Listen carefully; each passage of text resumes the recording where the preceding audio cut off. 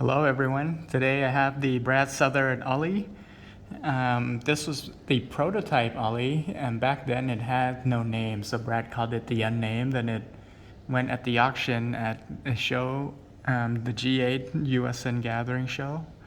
Um, and I think this is one of the classiest pieces um, from Brad, or at least in the Ollie model, because even though it's titanium frame and finishes, it just looks so cool. This was one of the first designs that really caught my eye from Brad. It is my favorite design actually, but this particular one looks kind of like, somehow reminds me of a race car in the way that it's shaped. And beforehand, makers not a lot of makers have a lot of milling lines and design that makes a knife unique. If it's two materials, it'll just be a bolster and a frame. But this looks different. The pivot is different, and that's all part of Brad's claim to fame. That the knives that he designs and makes not only are really functional, but it's also beautiful. Brad is one of my top favorite designers because my favorite knives are usually they're lightweight, they're functional, they're beautiful, really well done. This is one of that. So let's take a look at it a little bit more closely. The blade is a beautiful hand rub PSF 27 blade. Brad has not been the most consistent in terms of sharpening, although most of my knives from him are super sharp. Some of them aren't. I'm not sure why, but this one is one of the sharp ones. Absolutely beautiful hand rub. I think Brad does a great job with his hand rubs, and the newer pieces are even better. The thumb stud and the pivot are made from copper, I believe. And over time it has patinaed a bit to be a little bit darker, but I still think it's still very charming. I think this is one of the first, it's not one of the first time that Brad has made a custom pivot, but one of the first in this shape, which is absolutely beautiful. If you look, there are milling lines that you can see, the tri-lugs, just incredible. I love this pivot. Not something that many makers spend time on doing, especially to this degree, but it really, just having the pivot itself makes the knife super special. The finish on the frame is just, this, I believe it's a hand rub titanium finish. I don't believe he used the belt on this because it is so fine and it's quite shiny. On this part of the frame, it is bead blasted.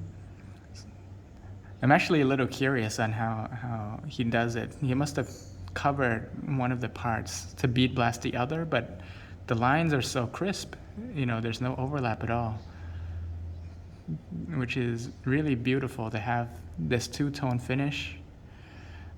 And the top part is also bead blasted, so it gives the knife, a lot of dimension. There are many different heights along the knife, and this is actually, when I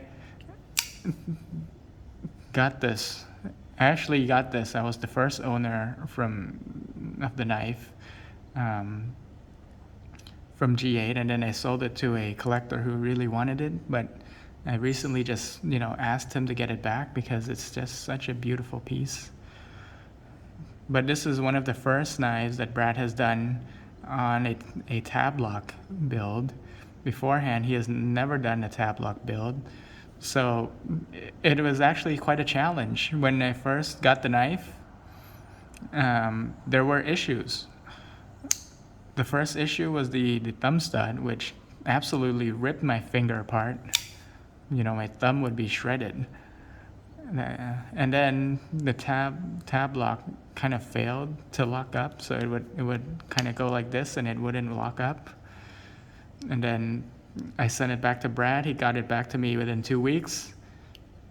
And then it failed again, so I sent it back for the second time.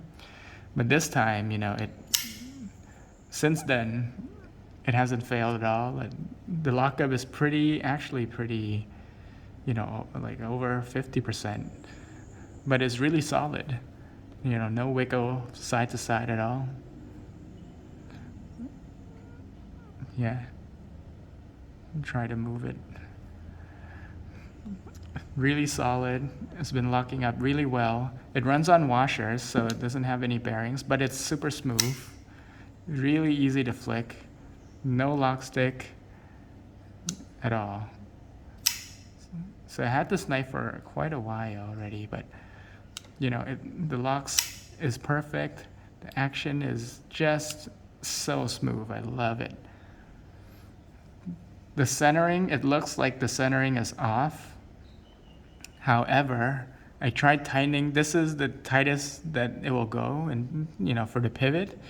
And I figured out that, actually, when you put a ruler on this side and you put a ruler from this side, the blade is ground a little bit curved this way. So it is technically centered, but it looks off-centered because it is not straight. It is curved to the left.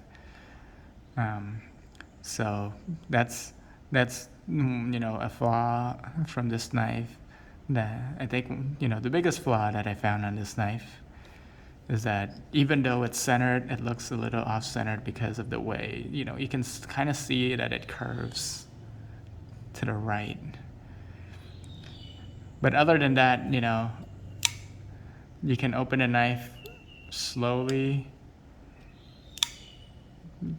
You can open the knife with a flick. Super smooth action, super sharp, easy to take apart. You can simply screw this out and these two, and it pretty much comes apart. And this side as well. Such a user-friendly shape.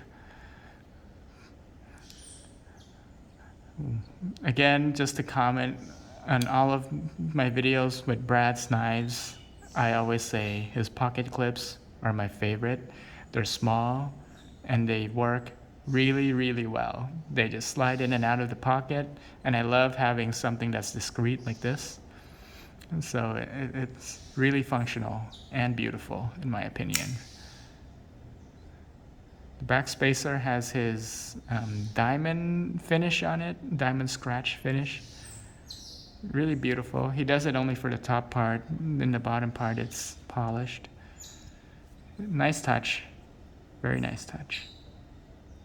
Yeah, that's pretty much it on the Brad Southard Ollie. If you have a chance to grab one, he doesn't make a lot of them these days, and he puts them up for sale in random periods within the year. I'm not sure how active he is now. He seems to be making knives, but slowly. But if you have a chance, you gotta try it out. It's just a really well-made knife. And yeah, thank you for watching.